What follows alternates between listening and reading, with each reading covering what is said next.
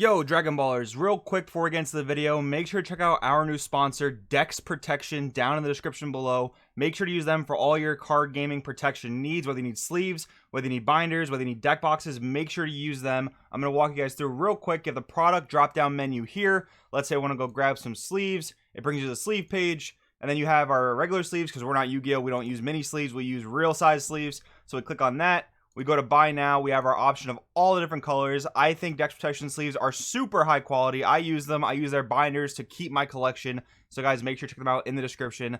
Let's get into the video.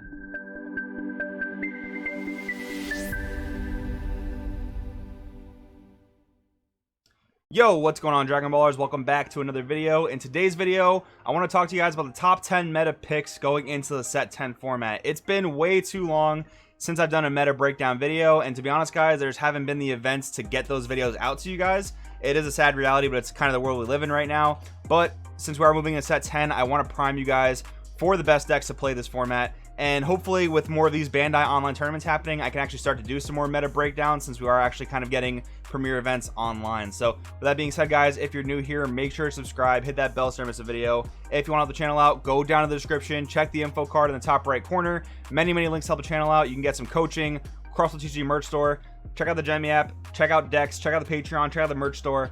All that stuff helps out a lot. That being said, let's get right on into the video. So first, I want to talk to you guys about the best aggro decks in the format, but I can't really talk about the best aggro decks of this format without filling you guys in, because a lot's happened since we had the last event and I haven't really been able to do the meta breakdown. So going back to set 9, the last event of that format was the Daily Mac Tournament of Power. These were actually the two premier aggro decks of that format as well, and I do want to throw Demigra a bone here because he was a pretty good rogue aggro deck, but now that Turles the Ghost Warrior is banned, that's not really a thing anymore. I think Demigra is much better off as a mid-range deck, but still in the rogue spot. But anyways, counting that deck out, these decks were the premier aggro decks of that format. Come the set 10 spoilers, come Draft Box 5, we had Vegex Universe 3. Obviously, you guys all know what happened with that. That's pretty fresh in our brains. Just over a week ago, the Universe 3 cards were banned, so the Vegex aggro deck has taken a big hit. If this was a week ago, if I made this video a week ago, this whole video would probably talk about Vegex, but luckily I can talk about a little bit more of a diverse meta, which is pretty nice. So now that Vegex is no longer the premier aggro deck of the format, I will talk about Vegex more in this video, but since it's not the premier aggro deck anymore, I have to come back to Majin Buu, One with Nothingness, and Father Son Kamehameha Goku Gohan Return. So the thing with this is, in terms of mono black aggro, I really feel like Buu is the best way to go. Now, many people will tell you they like the Buu engine in Vegex. I think it is okay, but I really don't like going that low in hand size in a deck when you don't have to. It just works really well with Buu, obviously, because that stuff all came out in the same set. It's meant to synergize together. In Buu, when you do discard your hand down to close to 0, you can discard the rest of your hand just via your leader effect or any other discard effects that you have, refuel your hand. So that really benefits you in terms of the Buu chain. And realistically, by turn 2, turn 3, you're still putting out a ton of attacks. So you have the first 15k Buu, you have the dual attack on the 4 drop, the double strike on the 5 drop, the crit on the other 5 drop, and then you're ending your turn with a 6 drop 20k. That's going to stop your opponent from either searching cards or punish your opponent for playing high cost battle cards. So doing all that on turn 2, turn 3, still super aggressive. I think when you're looking at mono black aggro, and if you want to be aggressive, I think Buu is going to be the way to go for you. I do think he's going to be one of the premier aggro decks of the format, and you still have the same idea, right? You're still punishing multicolor decks, and multicolor decks will still be a thing. Definitely don't sleep on them going into set 10. And what do you do when your opponent charges a multicolor tap turn 1? Well, you take advantage of that by playing an aggro deck like Buu or an aggro deck like Gohan Goku Return. So the thing with Reboot Gohan is that it's just such a generically good green leader, and we keep getting generically good green support. Like, now this leader has a Nimbus, which is pretty crazy to think about. Like, a lot of times you could get punished in this deck if you were to go all in and fail to kill your opponent, or if you find yourself like a lower life total, like maybe 3 life. Sure, you can still use your activate battle if you get another turn, but the thing there is getting another turn. Now this leader has a Nimbus for green that's actually way better than Nimbus. It literally limits your opponent to 2 attacks and their turns over. It's pretty crazy there.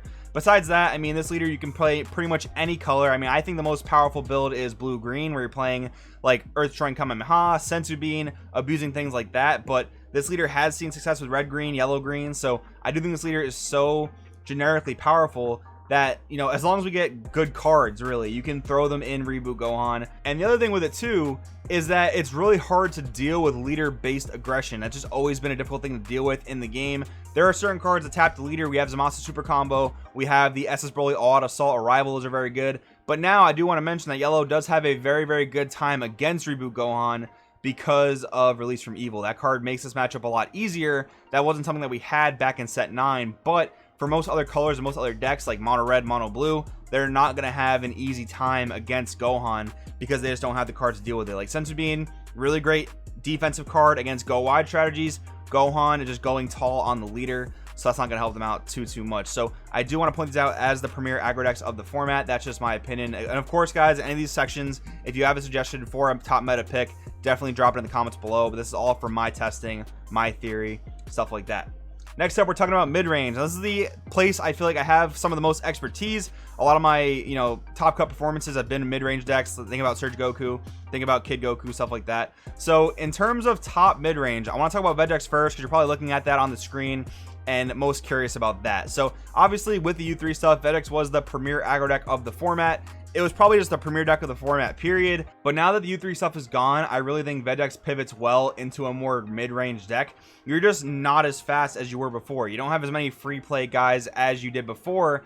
You can't play them all super early for 0 energy. That being said, though, I think Vegeks has a lot of really powerful plays in the mid to late game, and those come in the form of Vegeks Space-Time Synthesis, the 7-drop Vegeks, and even the 6-drop Champak Vegeks. Milling that on turn 3 or later, playing it for free, that's a free 6-drop 20k that can then evolve for free into a 7-drop 30k double striker that warps a card when it attacks. You have that in tandem with Space-Time Synthesis, recycling your Bibbities from the warp. You also have Xeno Goku, which is a super cheap, super powerful, aggressive, essentially 1-drop. I mean, I guess technically you're paying 2 energy for it because you're going to negate for 1 and then on the following turn pay 1 to go into the Goku. And the Goku is really powerful because he actually recycles your Majin Buu 4-drop. When you banish it from the drop area, you draw 2 cards, discard a card at the end of your turn. That's going to be Vegeks' main draw power now when it comes to at least mono black. Like, we can call it mono black if you play the Sand Instincts and the Champas and things like that. But if you want to play the Goku Xeno,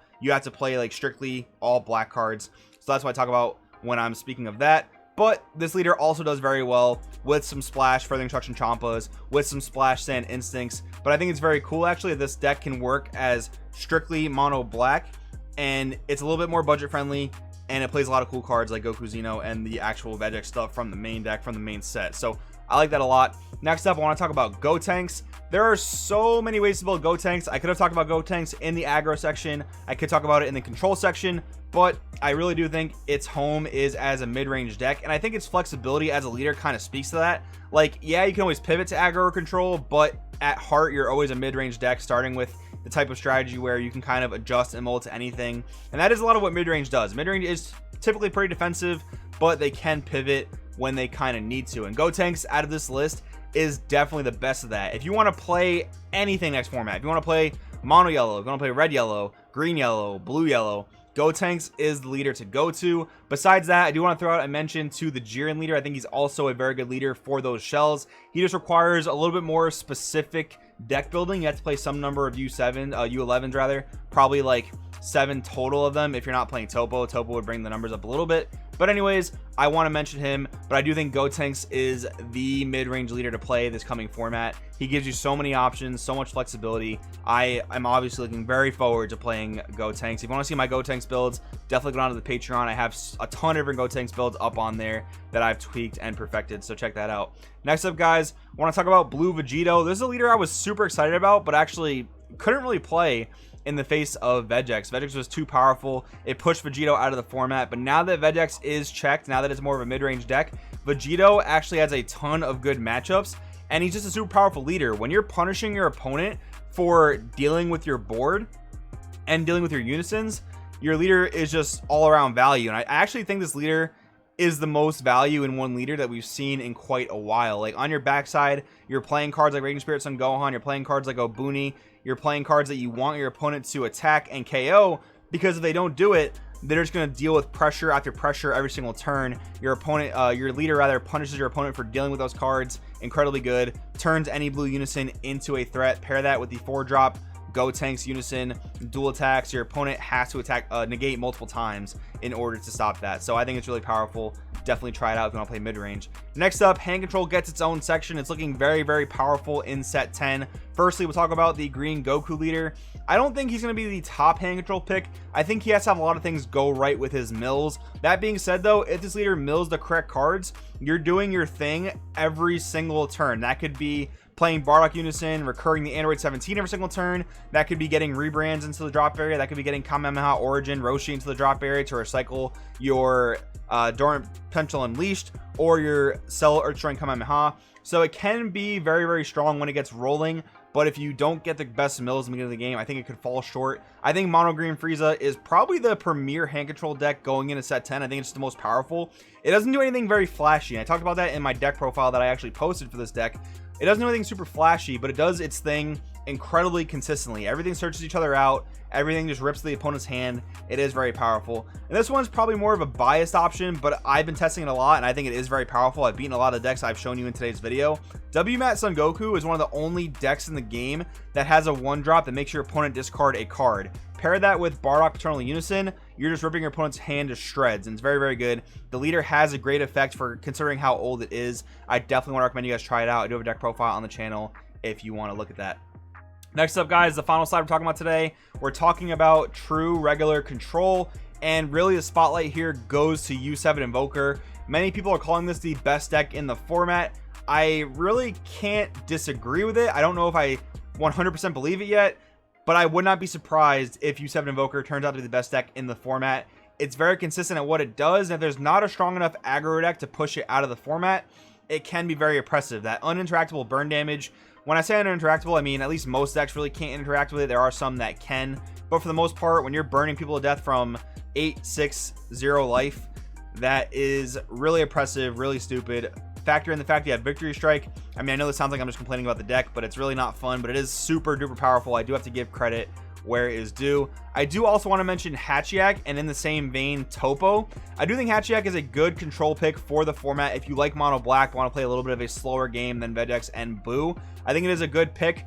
I don't necessarily advise playing Topo. My thing with Topo is it was probably a decent check to full power Vegex with the spanning of U3, but it really seems like Hachiyak is just a better Topo, because Topo can have a lot of things go wrong. If you don't see your Unison early enough, you're going to be in big trouble. You're not going to be able to awaken. You're not actually going to limit your opponent. The thing with Hachiyak is he always has an effect on the game state, and it is not conditional on seeing other cards. That means a lot, especially when compared to Topo. So, guys, these are the picks I have for the top meta picks going into set 10 format. I definitely want to know what you think in the comments below. Let me know what you think. Thanks for watching. I will see you guys next time.